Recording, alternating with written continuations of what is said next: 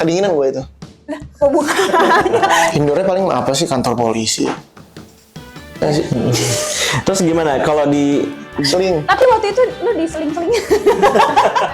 Mereka nggak sakit soalnya nggak ada biji. Kalau cowok-cowok kan ada biji kan. Jadi kan sakit gitu loh. Ya lo nggak usah lebay kayak nggak tahu aja. Apaan sih lo? Supaya di dalam kolam bisa nafas. Bukan maksudnya. Insang.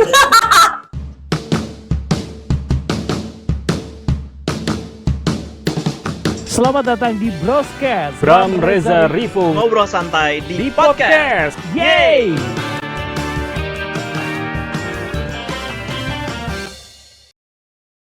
Oke, balik lagi di Broscast Podcast bersama gue Rivo Palevi, dan kali ini pemandangan kita beda. Di belakangnya bukan karpet-karpet lagi seperti set kita biasanya, karena demi pasar setan gue akan datengin langsung kantor IDN Pictures buat Cindy, buat Auri, dan juga buat Pange. Kemana Roy? Roy kemana Roy? Roy kemana Roy? Ya, yang namanya umur nggak tahu. Ya nggak canda-canda. Iya, jadi kalau misalkan teman-teman belum lihat, di belakang sini tuh ada 2.000 penonton yang kita sewa buat tepuk tangan. Tepuk tangannya mana? Ya. Jadi kalau misalkan kemarin di promo-promo lain kalian akan melihat Audi berantem sama Pange sama Cindy dan lain-lain, itu emang tim Reok ini kita datangin ya langsung ke kantornya di IDN ini. Nah, Pasar Setan ini kan di tanggal 29 Februari. Itu tanggal yang 4 tahun sekali. Iya, betul. Apa sih istimewanya Pasar Setan? Gue mau coba dari Cindy. Karena Cindy biasanya nyiapinnya cuma persahabatan dia sama Audi doang. Itu adalah list yang dititipkan. Oke, apa menurut lo yang Istimewa dari Pasar Setan? Pertama dari tanggal tayangnya juga udah istimewa. Asik. Gue tadi mau, perasaan gue mau jawab itu loh, bener. Lirik sedikit, terus karena persahabatan lu dengan gue. Bisa nggak gue ngomong dulu? Ini persahabatan kita kayak gini. Jadi mungkin, udah pegang juga. Pasar Setan tuh Pasar Setan tuh format ceritanya fresh. Iya, format ceritanya fresh. Jadi kayak dia menawarkan cara penceritaan yang baru. Memang ada unsur found footage, tapi memang nggak semuanya. Jadi kayak Ya udahlah, kita kapan jawabnya? iya, kalau udah itu kayaknya udah jawab semua deh. Udah apa? Ya pokoknya ingin dijawab. Tapi intinya fresh. Ya, udah itu aja. Tapi kalau yang lo temuin, itu mereka nanti kita abaikan dulu ya. Gue penasaran sama lo di project lo sebelumnya dan juga di Pasar Setan ini, ada yang lo temuin nggak hal baru gitu yang buat lo belajar? Atau lo nggak belajar apa-apa dari ini? Belajar banyak lah pasti. Apa? Hal baru, ketemu mereka ini juga adalah hal baru di hidup gue. Balik lagi ke persahabatan yang dia apal sama dia selama ini. Nggak. Ada apa? Secara teknis atau secara keaktoran atau apa? Secara persiapan sih. Bersyukur banget IDN tuh ngasih kita persiapan yang lama banget. Jadi kayak kita bener-bener nggak, kalau biasa kan kita reading kayak bener-bener kayak yang kita kulik karakternya, tapi ini bener-bener diasah lebih dalam lagi daripada itu. Terus yang belajar banget. Gak heran kalau kalian ini kompak banget ya. Banget, karena persiapannya panjang kan tadi kan lo bilang kan, akhirnya mungkin kalian bersahabat di luar itu gitu ya. Tapi sebenarnya lebih bersahabatnya mulai pas hari syuting. Emang iya, enggak sih. Enggak, parah emang lo, tentang rumah lu jauh. Tentang rumah lu jauh tuh. Gimana menurut lo? Apa yang beda dari Pasar Setan sama film-film lain lo yang judulnya sih gitu? Beda. Film lain kan judul. Ya juga sih judulnya. Judul lain kan masih apa ya, kita tuh ngangkat unsur mitos juga sih, maksudnya kita ada ingin memecahkan mitos itu sendiri, karena kan kalau Gue senang ketawa. karena biasanya kayak pendaki-pendaki gunung tuh biasanya selalu ada cerita tentang mitos-mitos di gunung, apalagi tentang Pasar Setan itu sendiri kan jarang. Dan kayaknya ini baru pertama kali deh kayak bisa diam gak? Badan lu bergetar ya? Ya udah cepet jawab. Tapi ini di gunung mana setnya? Kaki Gunung Pangrango. Oke. Kaki gunung siapa ya? Kaki Gunung Pangrango. Berarti memang Pasar Setannya ada di lokasi itu gitu ya, di gunung yang menceritakan kalian nanti akan menuju ke sana. Iya, pokoknya gitu. Jadi kayak ya kita mencahin mitos itu sendiri gitu. Terus juga ada unsur found footage-nya juga kan. Gue gak sanggup. Gue gak sanggup. Gue gak tau kenapa gue juga gak mau begini. Yuk. Tapi sebelum kita ke Pange ya, tapi sama pertanyaan gue sama ke Cindy gitu. Dari project lo sebelumnya, kemudian kenapa lo sampai mau nerima Pasar Setan ini sih? Apa yang lo lihat menarik nih di naskah yang diajukan ke lo gitu? Karena waktu pas pertama kali baca sinopsisnya, yang gue suka tuh dari ceritanya tuh kayak anak muda banget, terus kayak relate aja sama kehidupan karena ada cancel culture-nya juga yang diungkap di sini. Terus juga ada apalagi ya mitos-mitos itu karena awalnya kayak bingung pasar setan tuh apa sih gitu. Akhirnya gue coba cari tahu ternyata banyak banget kayak mitos-mitos tentang pasar setan di gunung gitu. Jadi sebenarnya emang terinspirasi dari kisah nyata gitu kan. Nah, makanya gue mencoba kayak seru juga deh, terus juga eh, di apa ya dibentuk dengan fresh juga gitu, adanya tim vlog gitu, tim vlogger segala macam. Jadi menurut gue seru juga ceritanya gitu. Nah, gue melihat Pange sedang merenung ke jendela di luar ya. Gue lagi dengerin. Sepertinya sedang mempersiapkan jawaban gitu. Apa Pang yang lo lihat menarik di Pasar Setan ini? Dari project lo yang sebelum-sebelumnya, lo Antares, lo apalah gitu, banyak film gitu. Apa yang menurut lo, oke deh gue main sini gitu? Yang pertama, semua juga dibayar bro. Yang pertama karena horor. Oke. Aku belum pernah nyoba horor. Habis itu pas aku lihat ceritanya juga horornya oke banget nih. Apa tuh ya kalau bisa tak? Soalnya ada unsur itunya. Unsur apanya? Pokoknya kayak Mitos ada atau apa? menterinya gitu lah. Oke. Terus kayak di sini juga aku karakternya juga kan megang kamera juga kan. Jadi kayak wah kayak lebih real aja gitu. Tapi setelah lo masuk ke karakternya, reading dan sampai akhirnya syuting, apa yang lo rasakan berbeda dari project-project lainnya gitu? Yang drama, ada actionnya lo sempat gitu kan di Antares gitu. Apa yang berbeda dari Pasar Setan? Kalau aku personalnya aku lebih suka preparationnya sih. Maksudnya aku aku nggak pernah dapetin preparation kayak gini, kayak well prepared production di syuting-syuting sebelumnya gitu loh. Ya sebenarnya semuanya sama, cuma maksudnya ini aku lebih dapat yang lebih aja gitu. Karena menurut aku di IDN ini bisa belajar, maksudnya, Sampai nangis. Dia sampai nangis. Iya, sampai nangis itu lo nangis di kaca-kaca. Wah, pas prep dia beneran nangis. aku sebenarnya lagi mikir mau jawab apa gitu. Maksudnya kan kayak tadi kan udah soal ini soal IDN aja lah, gitu. Pre-pro-nya gitu. Nah, kalau pre-pro-nya sendiri, aku ngambil kayak awalnya kayak aduh ini lama banget lagi ininya, persiapannya lama banget. Cuman pas udah syuting merasa kayak ternyata kepake juga ya, dan bisa kepake di next project kita yang bisa jadi bukan dari IDN atau apa gitu kan. Terus apa lagi ya? Ya itu sih, so far aku seneng banget ngambil project Pasar Setan. Oke, kalau yang udah pernah horor 2 kali siapa? Roy. Belum ya, Roy. Oh, Roy ya, oke. Juga sama. Kalian pertama kali nih gitu. Kemudian tadinya nonton teman-teman mungkin ya tayang di film lain, di film horor lain gitu. Kemudian kalian sekarang main gitu. Apa sih yang apa ya? Apa sih yang kalian pelajari dari film horor ini gitu? Karena tahun kemarin sampai tahun depan itu masih banyak film horor gitu ya yang sedang dipersiapkan gitu. Kalau misalkan Audi deh gitu, dari film horor ini kamu menemukan apa sih gitu? Misalkan kamu menemukan kalau ternyata horor sekarang banyak multi genre, atau misalkan subgenrenya, atau misalkan sekarang usia range-nya makin muda yang mainnya kayak gitu-gitu, atau gimana di Pasar Setan nih? Apa ya? Menemukan keluarga baru ya. Asik. Pengalaman aja sih, pengalaman baru karena baru pertama kali juga kan film horor. Ternyata memang berbeda treatment syutingnya dibanding dengan film-film drama sebelumnya gitu. Jadi ngerasainnya lebih ke pengalaman itu sih. Terus juga ternyata persiapan fisik dan mental itu juga penting banget untuk film horor. Makanya kita persiapannya cukup lama, terus sempat juga dilatih fisiknya juga, jadi kita olahraga juga di sini gitu. Jadi nggak hanya coaching acting. Di coaching sama Pange atau?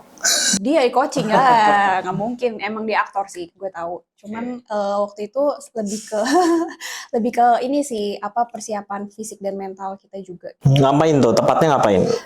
Kita berenang, terus kita boxing di dalam kolam renang, terus abis itu apalagi ya gue lupa deh. Bikin karakter lu kayak bener-bener Iya, terus cari kayak parfumnya lah. Sedetail itu ya. Sedetail Jadi itu, kita seru harus sih. cari parfum di mana ini menggambarkan karakter kita masing-masing. Jadi kalau misalkan kita datang reading atau coaching harus pakai. Jadi pas udah di sini tuh kita udah jadi karakter masing-masing gitu. Ini acting coachnya siapa? Baju Bening. bening. Oh, Mas Ben. Oke, ya. Nah, terus kalau misalkan ke Pange lah. Ini di Pasar Setan ini kan kita nggak bisa terlalu banyak cerita sih ya soal scene per scene dan juga karakter masing-masing gitu. Tapi lo boleh cerita sedikit nggak karakter lo nih siapa sih dan ngapain gitu posisinya di situ? Karakter gue di sini Yunus ini kerja sama Kevin. Terus ini dia teman kuliahnya si siapa namanya? Tamara teman Tahu. Iya biar kelihatan kan. dia teman kuliah Tamara. Terus udah gitu dia kerja sama Kevin sebagai videographer. Dia ini orangnya apa ya, giat bekerja lah, paling semangat bekerja gitu kayak. Tapi di satu sisi dia juga kalau misalnya disuruh-suruh, aduh ini gue takut spoil sih. Intinya lo tuh nurut aja deh gitu loh. Lo tuh penurut aja mau. Aku nurut sama Kevin karena aku kerja sama dia. Cuma di satu sisi aku punya rasa yang kayak karena aku temennya Tamara jadi aduh gimana Ada gitu, dilematisnya lah ya. Iya gitu. Oke. Gitu sih. Kalau Cindy jadi apa di sini? Jadi Caca juga kayak ketawa ya. Kita maksudnya tim member vlog ini juga, dan Caca tuh paling muda di antara yang lain gitu. Aslinya mah paling tua. Aslinya mah kedua lah setelah kedua paling tua. Terus udah gitu Caca ini juga, kita semua di sini punya ambisi masing-masing sih, yang berbeda arahnya. Oke. Dan Caca nih kalau misalnya tadi Yunus itu kan lebih ngarahin kamera, Caca tuh lebih kerja di balik layar. Kalau Tamara nih lebih di depan layar nih. Nah, terus Caca tuh orangnya sebenarnya baik. Cuma ya dia punya satu mimpi, satu tujuan yang itu tidak boleh di-spoil. Cuma maksudnya kayak Oh, tapi punya ada maksud satu lain yang lah ya. impian dia ya. Karena kan emang kalau misalkan ngobrol sama Ben gitu kadang setiap orang yang baik pun tuh nggak pernah full baik, pasti ada sisi jahatnya. Iya. Orang jahat pun kan pasti ada sisi baiknya kayak gitu-gitu. Tapi dari tadi karakter kamu merasa seru nggak sih ininya pembedahan karakternya kayak tadi parfum apa segala macam. Kamu menemukan apa aja untuk pintu masuknya? Awalnya tuh pusing banget karena kayak mungkin karena prepnya panjang banget, jadi kayak ini serius banget. Terus kayak semua project serius, tapi ini karena makin panjang dan pembedahan karakternya segitu dalamnya, kayak waduh, sempat bingung juga sih mau bawa ini kemana, karena kalau menurut kalau gue sebagai penonton itu tuh kayak misalnya kita kayak melihat satu film nih dengan premis cerita, teman-teman pasti audiens sudah punya kayak stereotip mengenai karakter masing-masing daripada member itu. Pasti ada yang pemberani lah, pasti ada yang penakut lah, kayak gitu. Cuma lebih kayak pengen nggak mau menjadi stereotip itu, tapi juga nggak mau kayak, gue nggak mau bikin karakter ini jadi stereotip. Kalau memang dia seperti itu bagaimana gitu sih. Jadi lebih kayak gitu sih, pembedahannya dibantu Kak Ben banget. Kayak bener-bener nyari dulu sih dari awal, kayak pertama skripnya dulu bener-bener kita baca banget, kayak secara objektif ya. Terus baru dari situ kita lihat kayak apa sih si Caca ini, apa sih yang dia mau cari, apa sih ketakutan terbesar dia, tujuan dia apa sih gitu. Baru dari situ mungkin pelan-pelan, bahkan kayak tadi Audi bilang juga kan prepnya panjang banget nih. Dan setiap hari, setiap kita ketemu tuh kita kayak present karakter kita. Jadi kita benar-benar bikin karakter itu dari kecil ya. Dari Oke, menceritakan sejarahnya dia kayak gitu-gitu ya. Tapi kalau Audi, kamu pintu masuknya pakai apa buat masuk ke karakter? Kalau misalkan tadi ada parfum, ada baju atau apa gitu, kamu pakai apa? Kalau parfum dan baju emang semuanya kan setara ya. Maksudnya kita emang disuruhnya tuh ya bareng-bareng kayak gitu. Terus juga dari aksesoris, dari gaya rambut, gaya berpakaian, itu semuanya bener-bener dipersiapin, dan kita sendiri yang kayak coba kalau bajunya Tamara menurut lo gimana? Jadi lo datang besok pakai baju itu.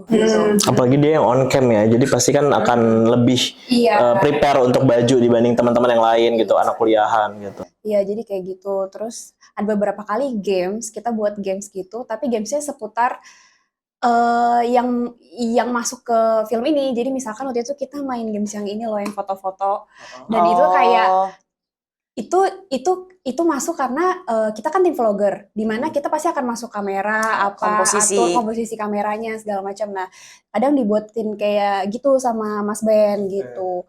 Terus abis itu kita juga harus present karakter. Jadi kita juga nyeritain karakter kita itu dengan karakter kita. Jadi kalau lu nangis ya lu nangis, kalau lu marah ceritainnya lu marah gitu.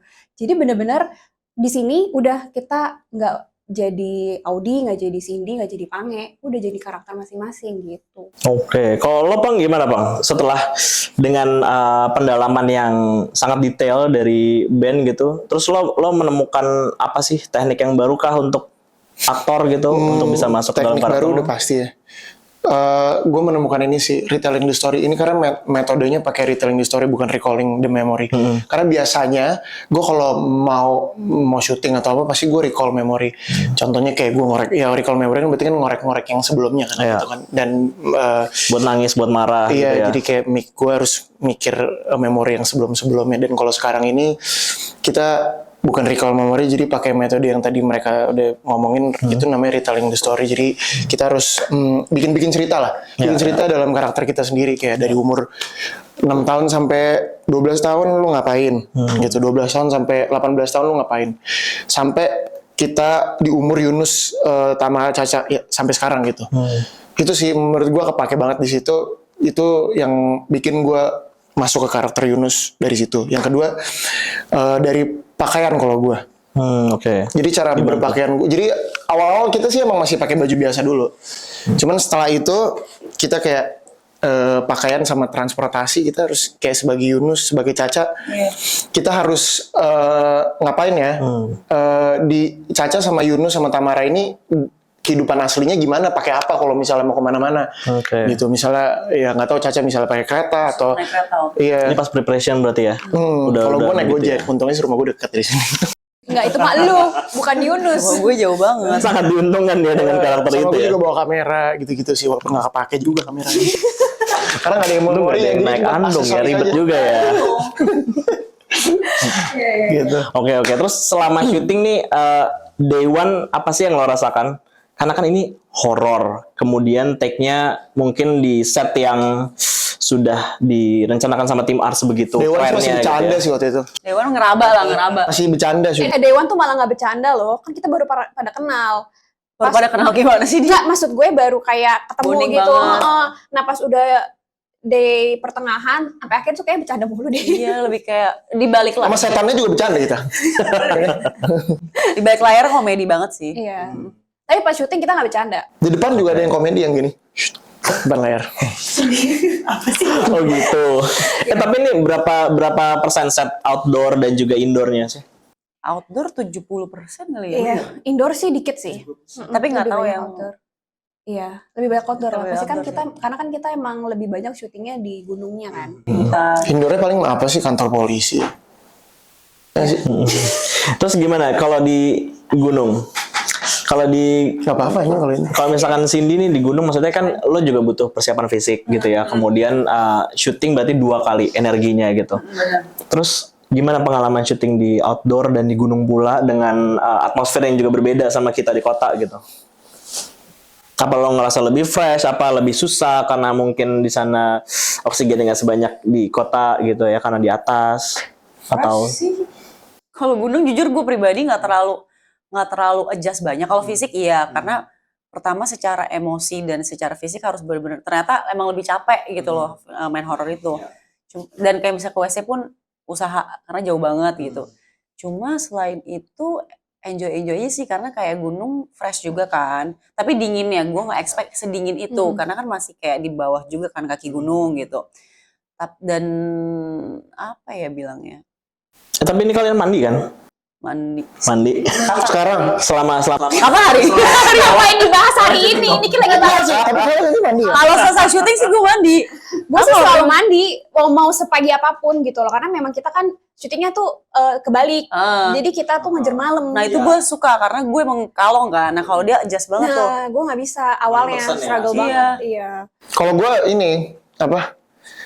Selesai syuting gue mandi, habis itu gue besoknya nggak mandi. Sama sih gue. Oh, baru selesai syuting mandi Kadang-kadang, lagi. Tapi kalau Karena baru selesai syuting syutingnya kan mandi. kotornya dan apanya gitu. Iya benar, kalau pulang syuting harus mandi gitu. Oke. Kita Ribet jadi nggak bahas mandi. ribet nggak sih syuting di gunung Enggak sih. dengan kru sebanyak itu Enggak gitu? sih. Ada Gue ribetnya lebih lah. ribet sih karena kan gue tuh termasuk orang yang beser banget kayak tiap Semuanya tahu semuanya tuh kebetulan mungkin semua karena dingin case-nya- ya. Semua case-nya jadi beser banget. Nah itu tuh kayak gile dari dari set ke toilet tuh naik turun gunung gitu loh, maksudnya nggak sedekat itu, bener-bener kayak usaha banget naiknya turunnya, apalagi belum lagi kalau hujan itu kan licin banget medannya Iya. jadinya kan, karena ya gunung gimana sih nggak pakai karpet kan say, jadi bener-bener kayak aduh.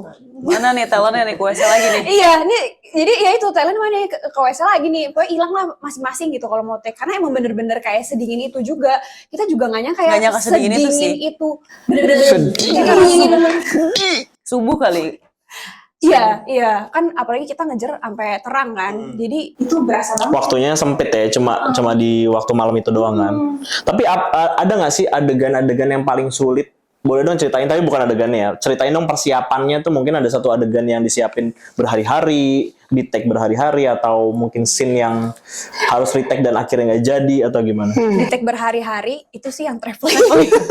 Traveling sih, kamu kan itu teknis ya? Lebih Iya, ke karena kan medannya bukan medan jalan mobil gitu. iya, terus satu mobil ada 4 orang gitu. Pasti kan ribet lah ambil grupnya apa close up.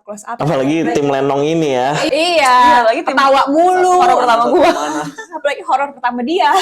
Bacot. Itu internal joke.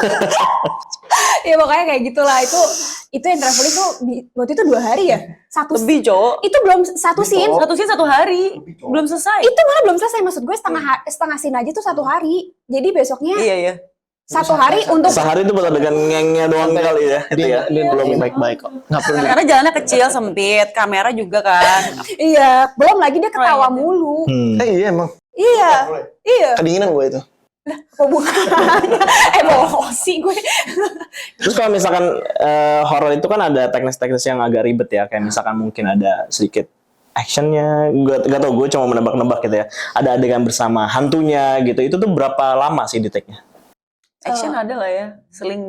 Karena kita yang main sih, ya paling 5 menit lah. Tapi untungnya pas seling-seling sih cepet sih. Seling-seling cepet sih, seling-seling. Si aktor.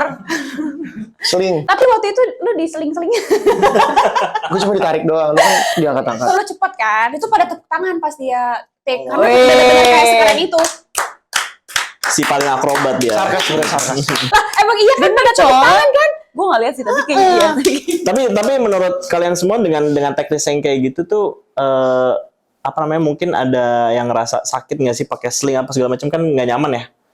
Nggak nyamannya ada sih, tapi Nggak sakit karena kita juga sebelum itu Workshop. Iya workshop dulu. Iya, jadi Mereka nggak sakit soalnya nggak ada biji. Kalau cowok-cowok kan ada biji kan. Jadi kan sakit gitu loh. Kena gitu kan. Oke, ini bahan jualan gue buat promo ya. Kalau cewek iya dong, kalau cewek enggak. Kalau kita cowok-cowok sakit. Iya. Karena kepres gitu. Bener. Ya lo nggak usah lebay, kayak nggak tahu Iya aja. sih. apaan sih lo? Tapi nggak usah dibahas di sini kali. Apa kan ini ngebahas sih gimana dong caranya. Tapi kalau di Tapi pasin gue sakit sih, karena gue harus nahan rumput gitu. oke. Jadi kukunya tuh kena kerikil-kerikil tanah-tanah gitu. Wah, gue penasaran banget sih dengan narik rumput itu tuh. Iya tuh. Makanya itu keren Itu banget. golden scene. Itu golden scene banget. Narik rumput golden scene. Ah, Golden scene sih bang. Tapi itu adegan tersulit lo adalah yang pakai sling atau enggak. Adalah pokoknya ya. Adalah Nonton aja ya, lah. adalah. Oh, oke. Sebelum pangeran. Gua malu adegan tersulitnya. Iya, itu tersulitnya. Tapi dia cepet banget. Dia bilang sulit, tapi dia langsung oke gitu. Dia tuh benar-benar nge-prepare scene itu jauh-jauh hari. Oke. Sarkas dia. Pastek, emang iya kan? Pastek cepet kan? Kamu lihat ya guys tuh. Tuh, pastek cepet kan? Nggak tahu. Karena lu langsung keren, gila. Emang iya. Gue tuh tidak bisa membedakan mana yang benar mana yang Iya enggak. emang. Dia penonton yang menentukan. Iya. Tapi kalau dibandingkan film dan juga series drama yang pernah kalian mainin gitu ya, apa sih bedanya berakting di horor dengan berakting di drama gitu? Ada sesuatu yang perlu dilebihkan kah? Atau mungkin Mungkin kalau horor ekspresinya Nafas, kah atau apa gitu? ya nafas sih. Bener. Karena kita main Main nafas banget. Nggak, kayak harus benar-benar. Tapi emang iya kita tuh prepare santai, nafas di dalam kolam loh. Supaya Audi Marisa kayak gini. supaya di dalam kolam bisa nafas. Bukan maksudnya Insang. Gimana? Lu ngomong apa sih? Incang. Jangan gue kalau nambahin mereka bakal kayak gini nih. Incang.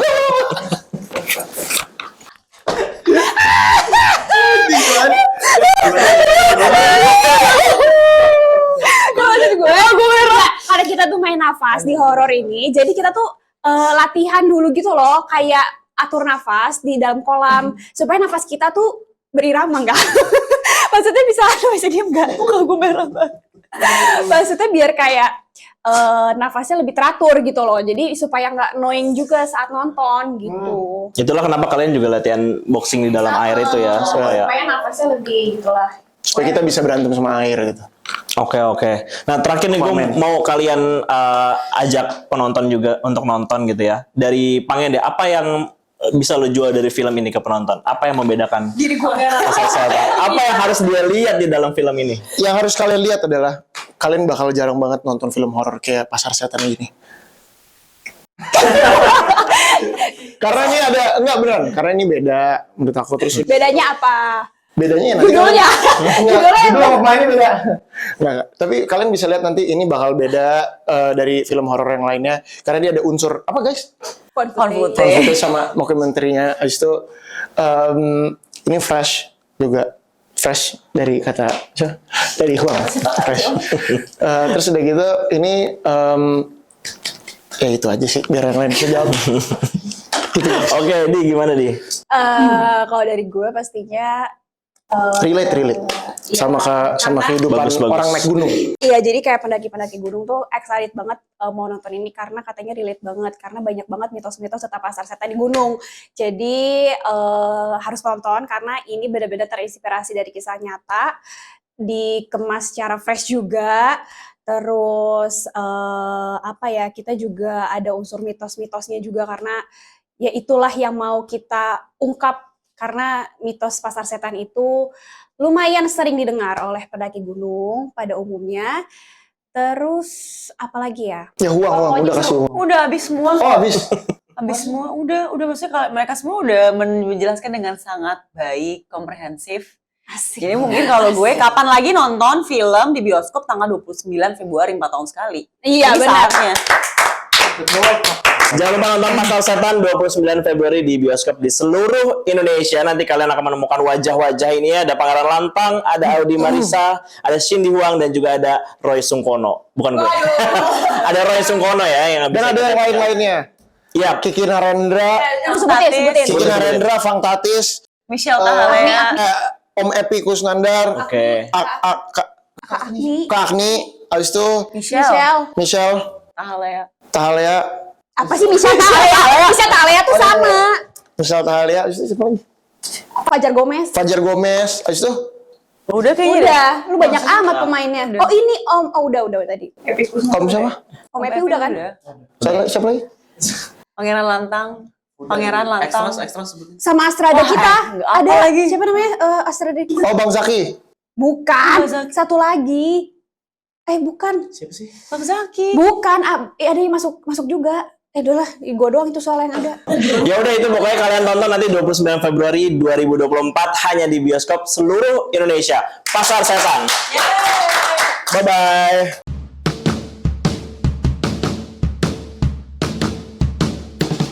Selamat datang di Broscast Bram Reza Rivo. Ngobrol santai di di podcast. Yeay!